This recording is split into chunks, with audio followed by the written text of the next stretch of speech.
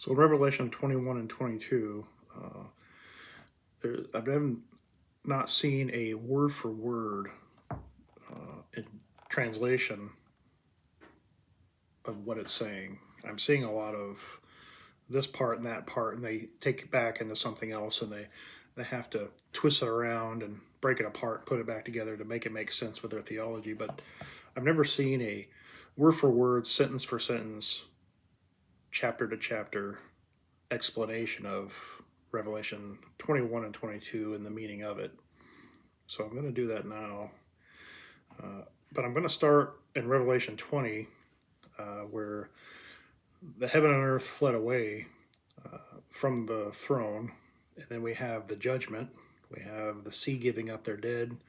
And everyone not found in the book of life was thrown into the lake of fire. And then we get to 21, we see a new heaven and new earth. And here the author John is saying, I saw. John is not saying where he is, but he was just seeing the destruction of what is Babylon from 1918. And then he saw the judgment. Now he's seeing the new heaven and new earth. So obviously he's able to see earth, the surface of the earth, and what's going on. And he sees the new heaven and new earth coming down, for the old one passed away. There's no longer any sea. He saw the holy city coming down out of heaven from God, made ready as a bride. Not a bride, but made ready as a bride, meaning it's adorned. Usually this refers to the white robe that is in previous chapters of Revelation. So it's adorned for her husband, made ready as a bride adorned for her husband. And here again, there's a loud voice. There's no physical seeing of what's on the throne, which is God and in Christ or the Lamb. But God says, "Behold, the tabernacle of God is among men." Now here we have at the tabernacle, and here we have men, which in Greek is actually human. At this point, there are no humans anymore in heaven, and that's why this is different than the Jerusalem that is explained in verse 10. This Revelation 21, 1 through 8, of course, is speaking of the new heaven and new earth, literally taking over the old heaven and old earth that existed at the time of Christ when he was on earth. That no longer exists.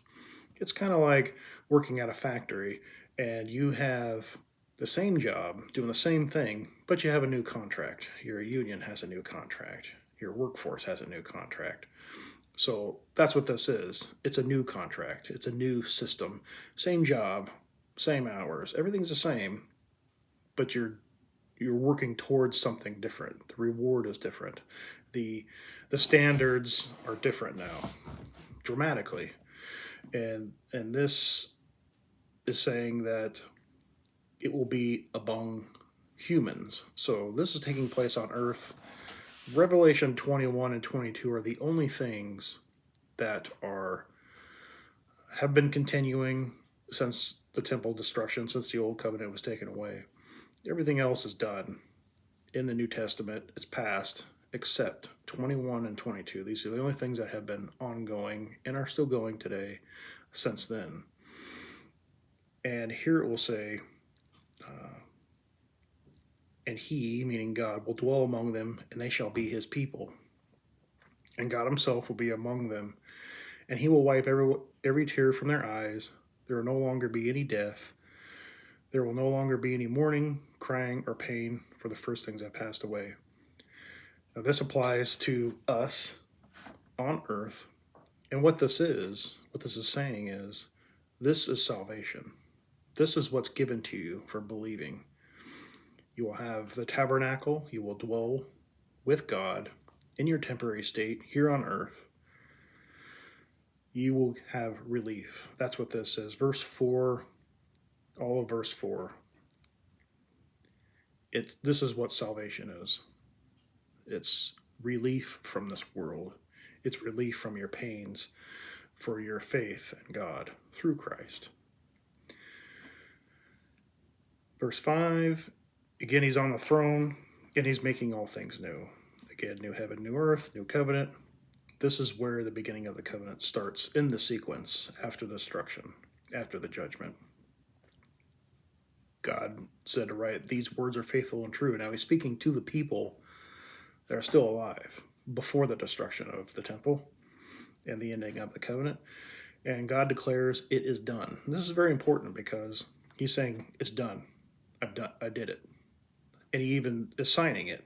It's an official seal by saying, I am the Alpha, the Omega, the beginning and the end.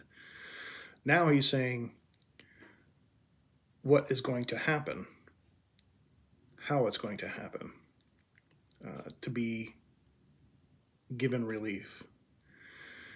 Now, obviously, when you go to heaven, if this were some other way like people say it is, the problem with that is if it's a new heaven and new earth, and he's saying you're in the new heaven and new earth, how do you get into heaven in the first place? Well, you have to be a human, and you have to go through the process on earth to be written in the book of life.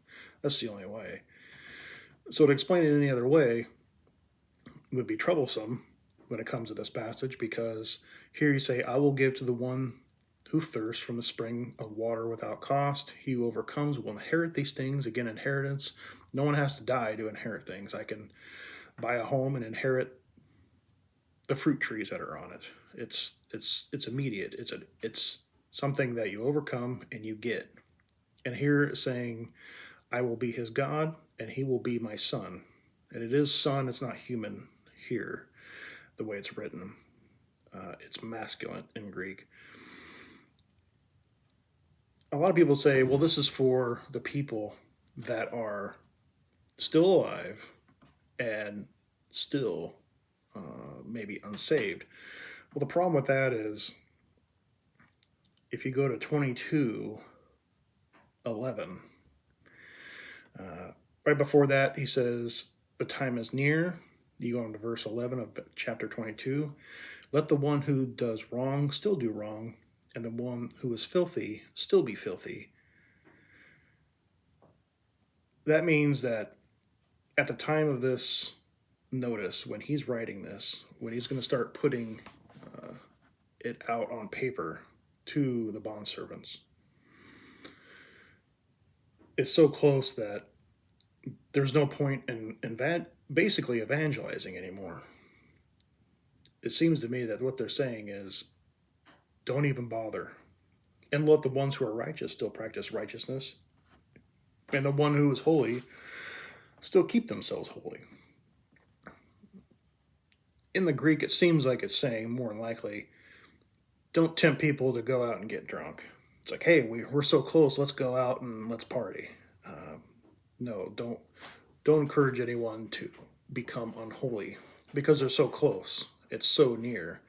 They're almost at the finish line. Don't give up or right before the end. But again, in verse 11, they are saying, don't even evangelize anymore. It's so close, there's no time. Even if you were able to, it's too late. It's finally it's at that point right now where it's just too late. It won't happen for anybody. It's so close. A lot of people think that the world is going to end here, and God's just waiting for a certain amount of time. That's what's being portrayed here. It's not going to happen here in our time because it happened 2,000 years ago. It was intended to happen 2,000 years ago, according to the way it's written. But we're at a point right now where it's just too late, and don't even bother anymore. Which tells us that when we come back to verse 6 of chapter 21, it is done on the Alpha Omega. I will give to the one who thirsts from the spring of the water of life without cost. You notice that it's spring, and overcomes will inherit these things. I will be his God, and he will be my son. This is an ongoing process. This is something for people, just like they said previously in Revelation, whoever washes their uh, robes in the blood of Christ, whoever dies. I do have a problem with that because in that verse it talks about whoever's dead and dies in Christ. That can mean a lot of things, but it could still be valid in relation to this, where you can die in Christ, like through baptism. They could be saying that, and wash your robes and bless or whoever dies from now on at that point. But here, this is the adoption process. This is the actual grafting onto an individual, onto the tree of life, onto the vine. They Paul has termed it before as the wild vine that was grafted on and into Israel. Here, this is the adoption process. This is what gets you on written into the book of life today, right now, right this second, and it has been for 2,000 years. This is verse 6 and 7. In verse 8, we have the cowardly and murderers and idolaters, and their part will be, and that could mean both things. That could be at the time of writing when they receive this, they could be referring to them, and they could also be referring to the people today and throughout the time in between, where people will be thrown into the lake of fire. And this also proves that there is a hell, if you look at it this way. But if you look at it in a way where they're talking about the people that are lived, as far as verse 8 goes, again, when you go back to Revelation 22:11, there's not enough time. So this is talking about after this process. And of course, in the process and the sequence of things, it is after the new heaven and new earth. And so more than likely, they're not talking about that. They're talking about people that aspire to become God's bondservant, people that thirst for the spring of the water life, people who overcome. You have to overcome first. But when you do, you will inherit these things, and God will be your father, and you will become his son, just like Jesus. Jesus was begotten by God, and you will also be begotten. You could use that term begotten by God as well through this process, through this adoption process. And again, once that happens, you go back to verse 3, behold, the tabernacle of God is among men. That's what happens. That is your salvation. That is the light. The tabernacle being the light. If you go to Luke 17:21, it talks about when Jesus said the kingdom of heaven is inside of you. You won't see it. That's what this is. Inside, around, in, on the outside, on top of, when Jesus talked about the kingdom of heaven has come upon you, with using the finger of God, the hand of God, to cast out sin. That's where this is found. I can't remember the verse for when Jesus is talking about healing. He's talking about if I use the hand of God to cast out sin, the kingdom of heaven has come upon you. That's also the same thing. So while you're on earth, right now, you enter through the narrow door, down the narrow path, into the narrow gate, and you go in it. That's what the salvation is. It is entering his rest. It's eternal. Your name is written in the book of life, and the tabernacle of God will be among you. God will dwell with you personally. So that is the new temple system. It's not a building you go to. It's not a church that you go to on Sundays. It's with you personally, around you. That's what this is. That's what salvation is. Then when we go back to 21, Revelation 21, verse 9. Now here we have one of the angels coming over, one of the 7 plagues, coming over to John and saying, come here, I will show you the bride. Now here, It's different because we have New Jerusalem, which is the new covenant, but now it's something completely different. Now it's just Jerusalem, and you need to pay attention to that. Adorned like a bride for her husband is New Jerusalem, but it's not the actual bride. Here is the bride. The angel is going to show John the bride. Now you also have to understand that this is the end of a chapter. This is the end of a thought. It stops after the New Jerusalem. And then when you get into verse 9, now you're going to transition into the Jerusalem. And this is where God is. You have to remember Jerusalem, I forget what the first was, Salem means peace, but Jerusalem means where God is. So when you name something Jerusalem, that's where God is. New Jerusalem, the city Jerusalem was the old Jerusalem. There is still Jerusalem today, but I guarantee you God isn't there in the same sense as he was before the old temple destruction and the old covenant. Jesus even said, "I leave this place to you desolate." So the New Jerusalem is something that's inside of you. Jerusalem is inside you. That's where God is. You are now Jerusalem.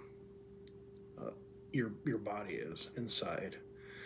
But here, he's saying, "I want to actually show you the bride."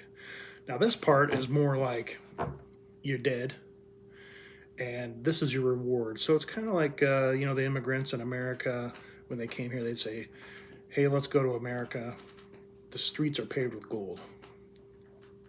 They're not literally paved with gold, but it's the same thing here. They're saying the gold is so pure here that it's clear, and that's what's being described. Now you notice he has to be transported to a great and high mountain, so he's somewhere else, and he was carried away in the spirit. Now instead of "I saw," you'll notice he'll say, "The angel showed me the holy city," just Jerusalem, still coming down out of heaven, but not coming down like the other one was. This one's coming down separately. So it's coming down out of heaven from God. Now here it says, having the glory of God. The other one doesn't have the glory of God. This is absence. And it's named her brilliance. And you'll see that this is actually something physical. This is not something, I saw it, and you'll notice in 1 through 8 of 21, he's not actually defining anything because it can't be seen. He's saying that he saw it.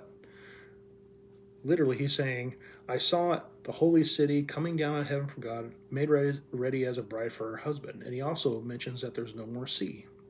And he was able to identify it as the new heaven and the new earth. But he doesn't describe anything in it. And a lot of people mistakenly think that this is the part that he's going to describe. That is not true, because he's somewhere else now. He's not higher up to see something that he could have seen. He saw New Jerusalem coming down. God declared that it was done, and he stated what it was done. Chapter, separation, break, end of thought. Now we're into the Jerusalem, where God is. There's nothing saying that this was brand new. More than likely, if it's where God was, this is something that existed for a long time. But this is not literally the heaven that you'll be going to. This is just a definition. Someone describing that new contract that we were speaking of before. This is your reward. This is what you're working for. Okay, you're working for gold that is clearer than glass because it's refined and pure, just like you are. But you'll notice these differences when you take Revelation 21, 1 through 8, and compare it with Revelation 21, 10 through 22, verse 5. When you compare the two, they're very, very different. They're very, very, very different places. 1 through 8 is things that happen here on earth. They're for earthlings. They're for us right now. They all apply to us. They're all things that are possible. The other Jerusalem, just Jerusalem, those things are not possible. It's not possible for a living person to be in this what's being described here on earth. So we have it being described again, the names of the 12 tribes, which means Israel, just means back then, yes, it was more descriptive, but anyone who's in the book of life, that's what you are. You are Israel now. You are, I wouldn't say a tribe member, but that's how they're describing it, so it applies. You are one of the tribes of Israel because you are now grafted onto this tree of life. And he's describing it, he's describing how big it is, etc., etc. Now, this is very important right here when you get to Revelation 21, verse 22. I saw no temple in it.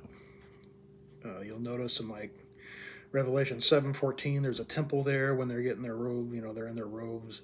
And there's a tabernacle there too as well. God spread his tabernacle over them. Again, because it was preceded this point. This wasn't yet, again, a temporary staging area type thing, if you will. It's temporary, but there's a temple. Now there's no temple in Jerusalem. There is no temple because God and the Lamb are its temple. This is very important because before in Revelation 21, 1 through 8, it's just a tabernacle. But here you're actually with God. And it even says right here in verse 22, I'll get to it later, but here it says the bondservants will serve him and see his face. Now, this is the first time that's introduced that you'll actually see God face to face in Jerusalem after your death here on earth, if you're in the book of life. You see, they had no need for the moon. God illuminated it. The nations will walk by its light. Now, here's another proof that this is taking place for 2,000 years now, because it talks about the nations, it talks about the kings of the earth, which are rotten in reality. But here, these kings could also mean disciples like us. It could mean leaders too. I don't know. But they're going to bring their glory into it. Okay? That's what our leadership should be doing. And if you are indeed labeled a king, as a disciple, you should be bringing your glory and other people's glory into it. And that's what you are as a representative. If no one takes the bait, that's their problem. It's your job to be good. It's your job to do the right thing. And that will just happen if you are indeed a disciple. People either accept it or not. But here, it's describing something that happens on earth in verse 24 of chapter 21 of Revelation. The nations will walk by its light, and the kingly earth will bring its glory, and the kings of the earth will bring their glory into it. And it talks about the gates will never be closed.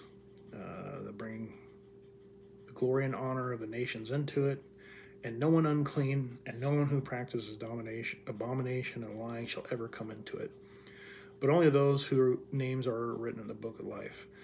This is very important because you have to understand, as you are born, because of his grace, when you're young, you get a pass. But there's a certain point in your life where you're on your own. You're completely on your own. And you have to change who you are and turn away from what you are naturally. Away from what you are and who you are towards God. That's what it's like a transformation. Not a transfiguration, you could use that Greek word as well, but that's what you're doing. You're actually transfiguring yourself from something that can enter. Where is it? Right here.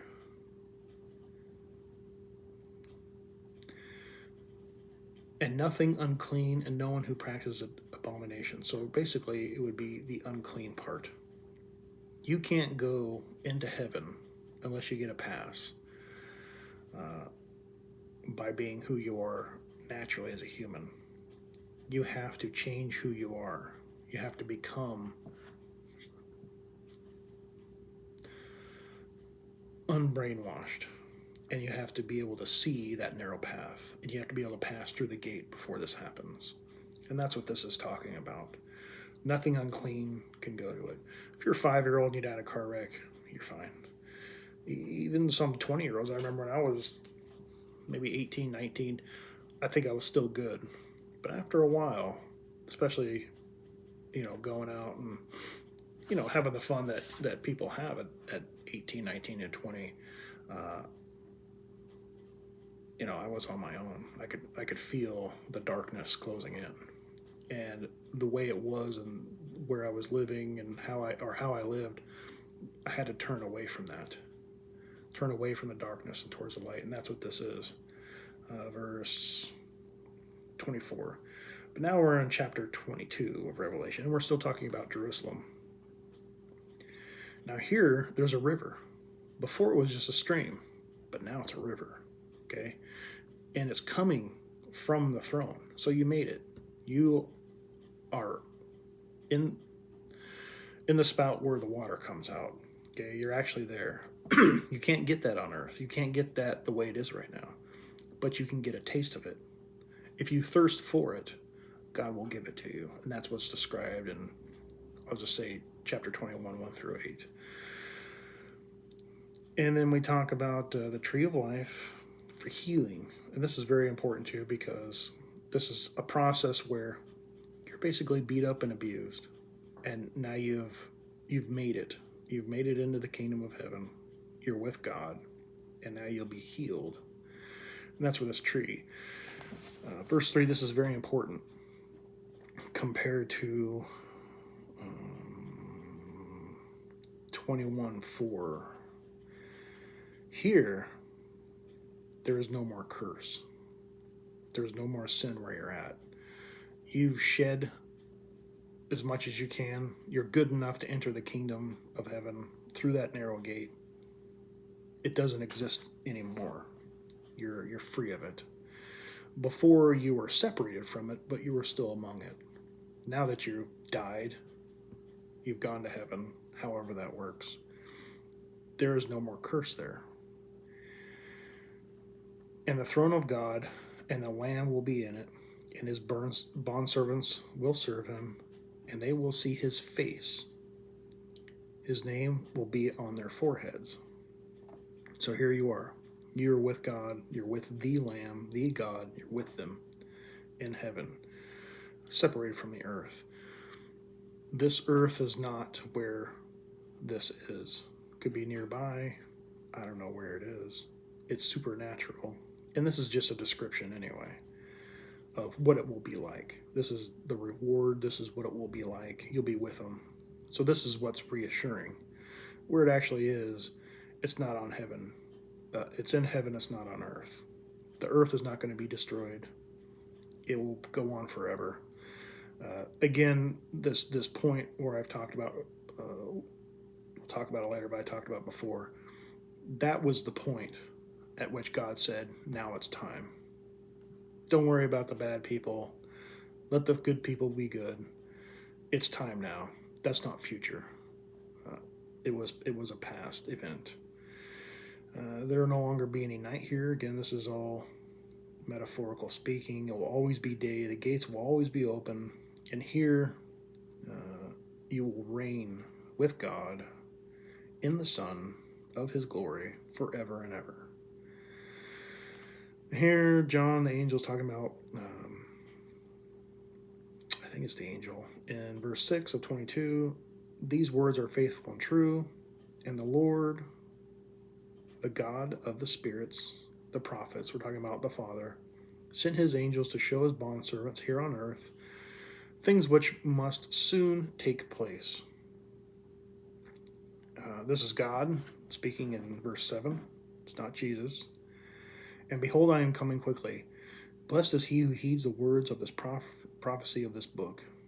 And then he goes to John speaking. He's putting his seal on it. I am the one who heard and saw these things, or affirming. He's affirming like he would in court. And when I saw these things, I fell down and worshiped the angels. Don't do that. Blah, blah, blah, blah, blah. Heed these words of this book. Worship God. Now, verse 10. Again, in Revelation, I counted very conservatively and definitively 15 times throughout. Total 15 times, either it be God, Jesus, John, the angel, messenger, whoever you want to call it. 15 times it was said that it's going to happen quickly. It's coming and it's going to happen quickly. Okay, this is not 2,000 years from now. It's not 2,000 years today. It was 2,000 years ago, almost exactly. Well, we got another 40 years, 45 years, I think, but it would be 2,000 years at that point. This is all past. This has already happened. You have to change your perception to understand what's being said here. And that's on purpose. And you have to also understand that as well. But he's saying it's near. The time is near. The time is at hand, can also be said with this near. Again, to be fair, I'm using the NASB. So it's kind of takes from everything, the New King James, the Textus Receptus, everything else.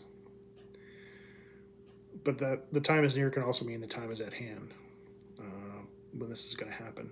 And again, in chapter 22, verse 11, let the ones that are being wrong still do wrong, and the ones who are filthy still be filthy.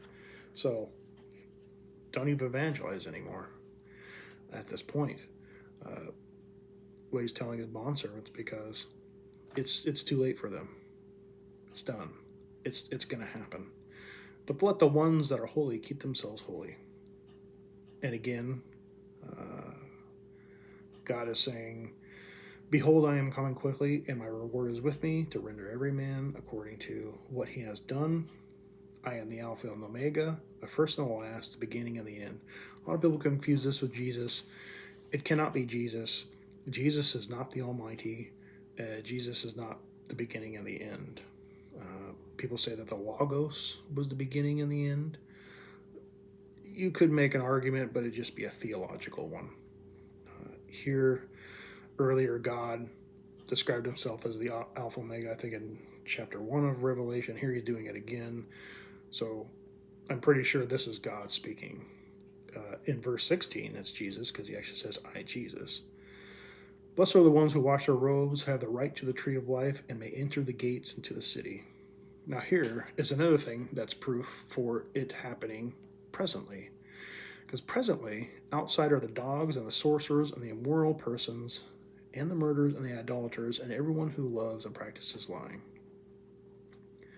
So somewhere, whether it be heaven is right next to the lake of fire, I don't know. But either you're in the city of God, Jerusalem, just Jerusalem, after you die, or you're outside with the dogs and sorcerers in verse 15. So that's how this is explained. That's how you can have, after this takes place, you can have people who are saved and people who are not saved in the same way. In Luke, it talks about Abraham and Lazarus being with Abraham. There's a separation between that rich man that's crying out to Abraham, and they're talking. That's Sheol. That doesn't exist anymore. It's not like that anymore. But it may exist as far as heaven in this lake of fire. But that's what this is. That's why it says this, and this is why most people can't explain this properly, because they see it a different way. But outside of the dog and sorcerers and the immoral persons and the murderers and idolaters and everyone who loves and practices lying. Now, here Jesus, I have sent my angel to testify to these things for the churches. I am the root and descendant of David. I am the bright and morning star. And it goes on and on. And let the one who is thirsty, let them, one who wishes to take the water of life without cost. And this is John again, I think, testifying to everyone who hears the words of prophecy of this book. So he adds the plagues to it. And the rest is probably added right after it tells them not to do it. But that's what this is. This happened at the time of the destruction of Jerusalem. The new covenant came in. Because you have to ask yourself, how could the new covenant take place and not everything else take place. If the new heaven and earth hasn't come here, but everyone says, oh, when I die, I'm going to go up to heaven with Jesus. And I hear that a lot. Well, how is that possible if this hasn't happened yet? You would be in Sheol, but people don't believe that. So it's funny how people believe certain aspects of it, but they don't realize that that cannot happen unless you acknowledge that everything else has happened. And I understand it's confusing, and there's a lot of people out there that would really like to make it confusing. That way you have to go see them again every week. You're all like a bunch of cancer patients, and your doctor just wants to keep seeing you over and over again. But you never get better. And this is why you don't get better, because they're lying to you blatantly. And a lot of people don't know that they're lying to you, but there comes a point in most of those people's lives where they have to be able to look at this and say, that doesn't make any sense. But they ignore it and they just leave these parts out. And that's what I see when I watch these videos, and that's why I made this video, and there's a couple other reasons. I haven't explained everything.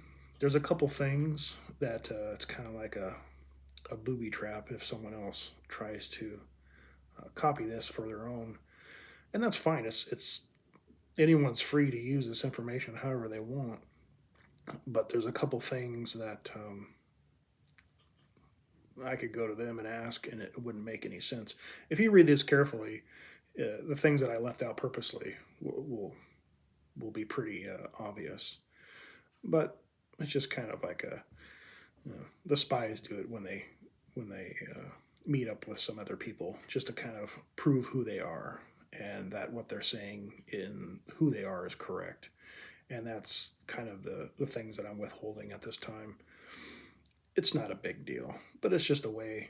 If someone tried to modify it in a different way, it would serve them improperly, because it wouldn't make any sense if I were to ask the things that I'm withholding now. So that's basically it. I mean, it's quite simple, and it ties in with some of the other videos that I have, where you have the time of Christ. He said what he said, and what did he say? There's going to be a new heaven and new earth. There's only one heaven and one earth that exists in the Bible.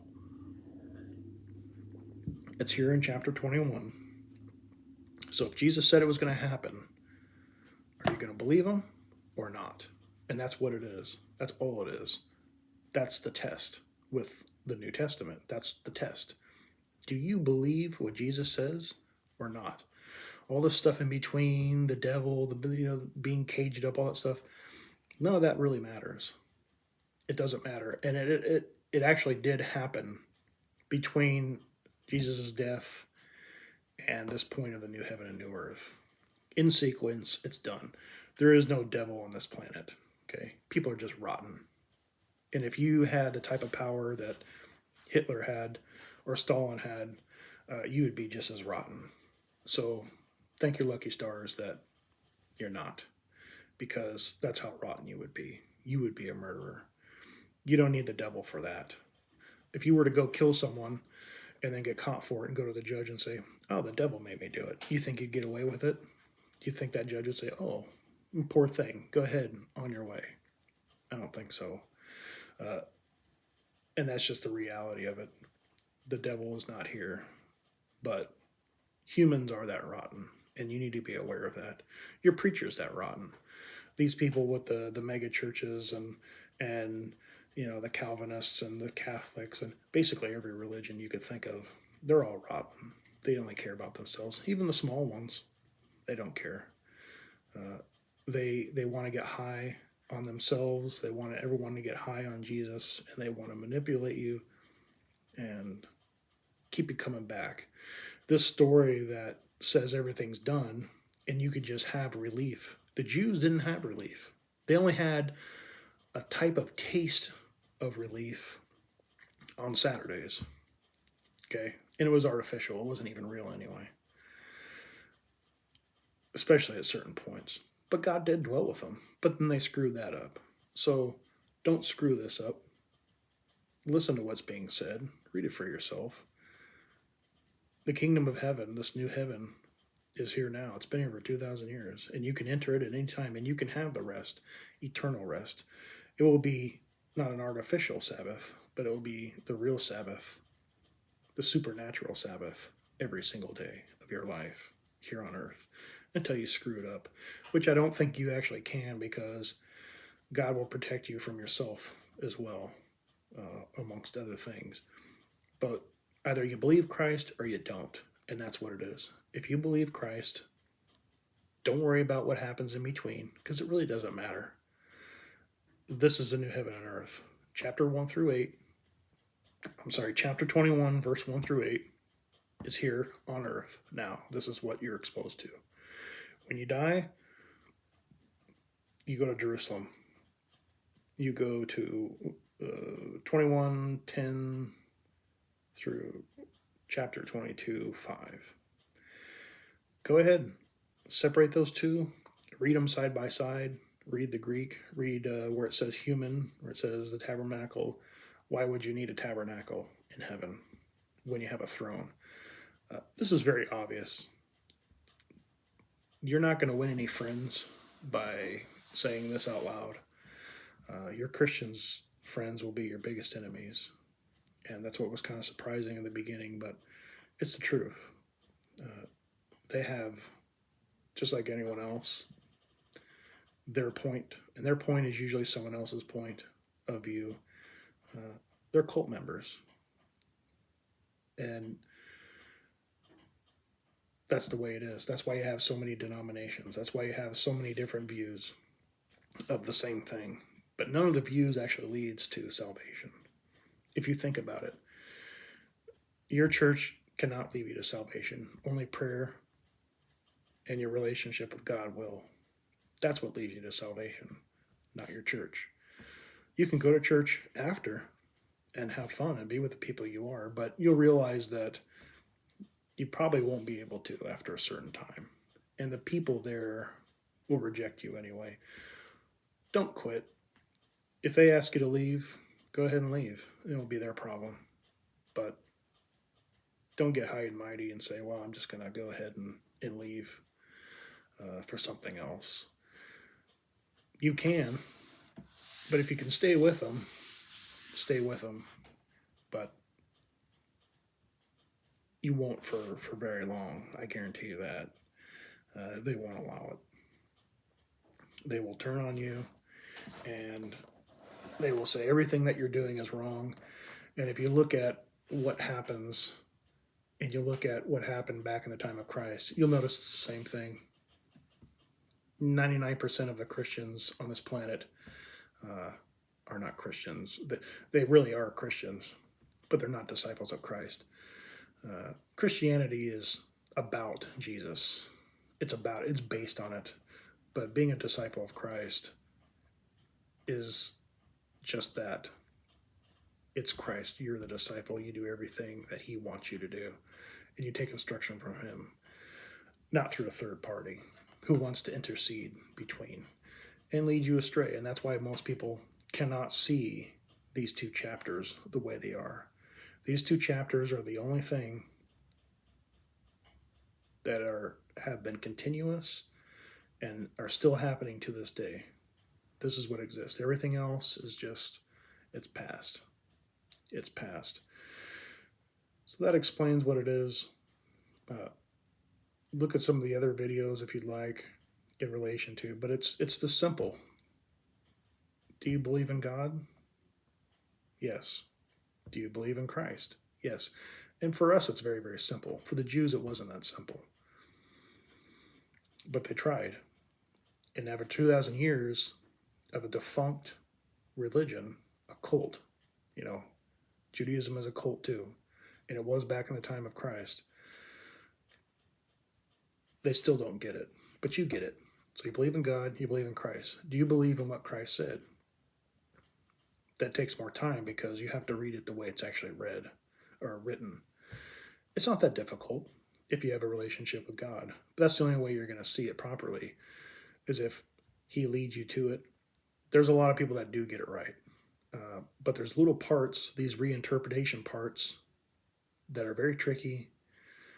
These sleight of hand tricks that people do to confuse you and twist things just a little bit. There's a lot of that out there too. But if you watch these videos, you'll see where those sleight of hand tricks are and how people use them to deceive you. They're not evil people. They rely on men instead of God. They've chosen to rely on a religion or men or some theologian they read. You see these videos, you don't see a bookshelf full of books behind me. But when you see these people, they have all these books behind them and they just know everything. But it's just, they've just read a bunch of books and they mushed it all together and created their own theology. And that's all it is. And that's what's been happening for 2,000 years. That's how it started out. They expected certain things, it didn't happen. Then they started to change it, and they've been changing it. And there's reinterpretations of reinterpretations. It's insane. That's why we have so many different Bible translations themselves, because they need to change things, just like the Jehovah's Witnesses did.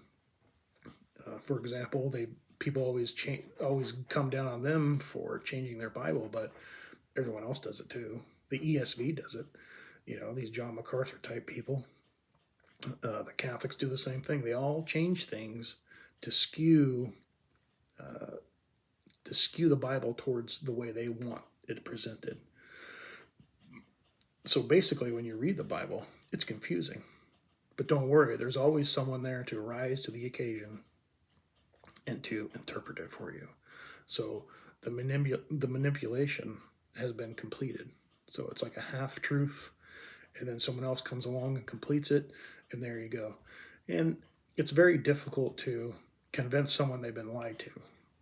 It's easy to lie to people and manipulate them, especially when it's Jesus. They can, holy, holy, holy, and they feel so good. But when you come along and say, that's not true, they resent you for it, and they hate you, and that's what you're going to get. That's what you're going to get when you read the Bible the way it's supposed to be read. You can go to any academic facility that actually reads Greek that is not an institution put up by fundamentalists or certain churches or monasteries or what do they call it? Where do the Catholics go? Those are set up to teach doctrine. But when you go to actual universities that do research, and when you go to, let's say you went to Greece and you went to the University of Athens and you ask certain questions about what does this Greek word mean, or what does that Greek word mean, you'll get what it means, and it won't be manipulated. It will be simple, and you can use OpenGNT for this. It's pretty good. They're all kind of subjective, but if you really want to know and you ask God, he will lead it to you. And this is what he led me to. This is what it says word for word. I didn't really go back into Matthew so-and-so and Corinthians this and that. I read it just like you would read a note if I left you something on your door explaining whatever you want.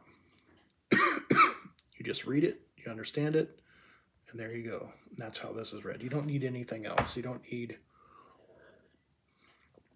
to know what Matthew so-and-so said in order to interpret this. There are some things like the tabernacle maybe you won't know, but once you learn what a tabernacle is, you got it. You don't have to worry about it. So pray to God if you want to know, if you want understanding, not knowledge, but understanding of what this says. You have these videos that I've made, and you have the best resource of all, and that's God. And you can go to him, and you can ask whatever you want, and in time, you'll get it.